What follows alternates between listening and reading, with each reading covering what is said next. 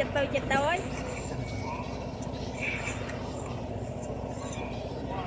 chật tàu đi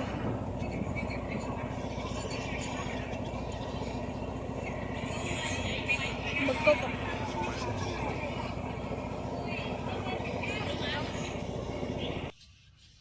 rồi mình đạp sai rồi cục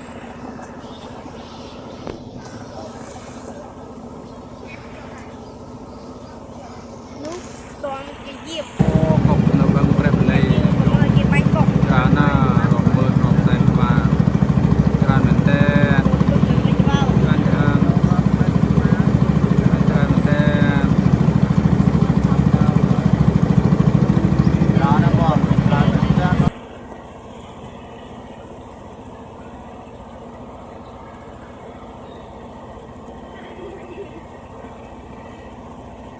mưa cái cốc này rồi mưa nó sen và soi cho khu bên đạp trừ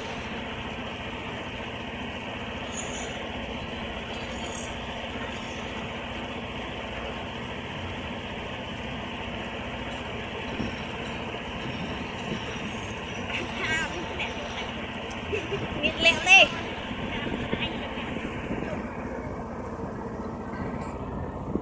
Nima, ini tuh lekok kan, lo kan, ini hello, ya, ini wasan kok, dia tak,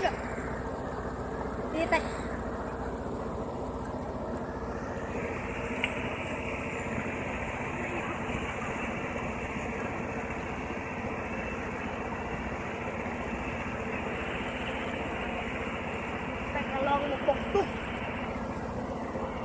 giật tàu ơi một cuộc khơi như tàu tinh nhỉ đi ha không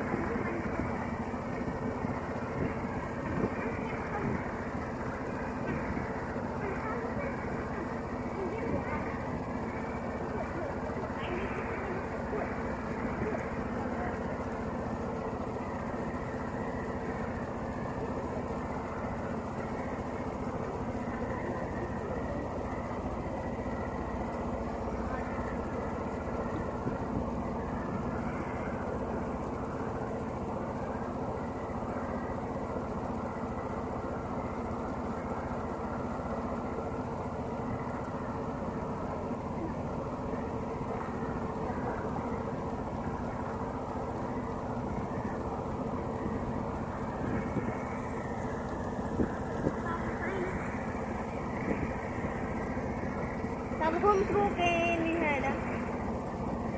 sim hai đó.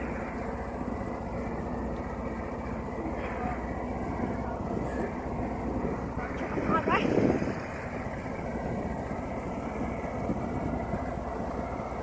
Ini yang begitu. Asik. Sekok, sekok. Xông lên dân tụ rồi cái này cốc rồi học với mệt luôn và muốn quanh đam theo rồi cũng là tụ tụ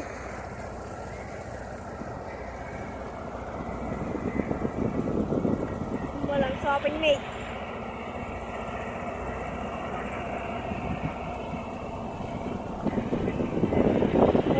coi cũng tao đời được bên này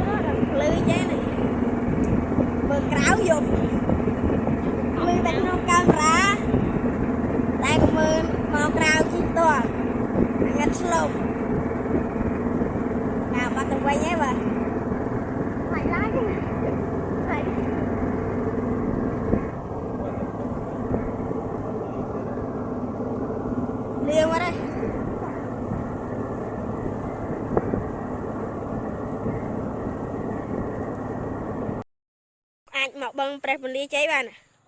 នេះសកុកឡូវខ្ញុំសុំបិទវីដេអូ5ហ្នឹងហើយខ្ញុំទៅវិញហើយពេលគុកដេកនោះសកុកនោះមកដើមឡើងសយព្រោះនោះពេលគុកដេកនោះសកុកឃើញគុកលើដើមឈើហ្នឹងអត់ហ្នឹងបាទសកុកសាប់ខ្ញុំអត់សូវឆ្លាស់ទេបាទបើសិនមានលុយអីឧបត្ថម្ភសាច់ខ្ញុំមួយបាទនឹងបានថតវីដេអូបាទសកុកនោះបាទនឹងពេលវីដេអូមិញរងទៅតែទៅមកលោកពូគាត់ថានៅលេងសិនទៅហើយទៅមកក៏ជិះមកមុនគាត់ទៅមកថតដែរនេះមកថតកុកដេកដែរនេះមកមួយព្រះអង្គខាំនោះសកុកដេកព្រៀតសាច់ខ្ញុំមិនសូវច្បាស់ទេកាមេរ៉ាប្រើទៅយាយពេលព្រីយើយ៉ាដើរប៊ីឈ្មោះជើងនោះពេលកុកដេកស្អាតណាមួយដើមឲ្យតែកុកដេកដឹងថាងាប់ខ្ទេចពុកម៉ែបងប្អូនណានិយាយរួមឲ្យតែកុកដេកនឹងដើមមួយនឹងងាប់ហើយនេះគឺចុះលើយើងឡើងមកថតលើគឺចុះដែរ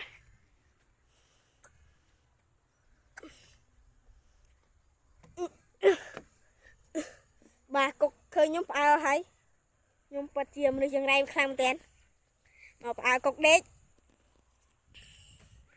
មើលទៅស្អាតខ្លាំងមែនតើសោះពុះពេញដើមពុកម៉ែបងប្អូននឹងវាហើយដើមកុំចាយកុកច្រឡំថាសិនកុក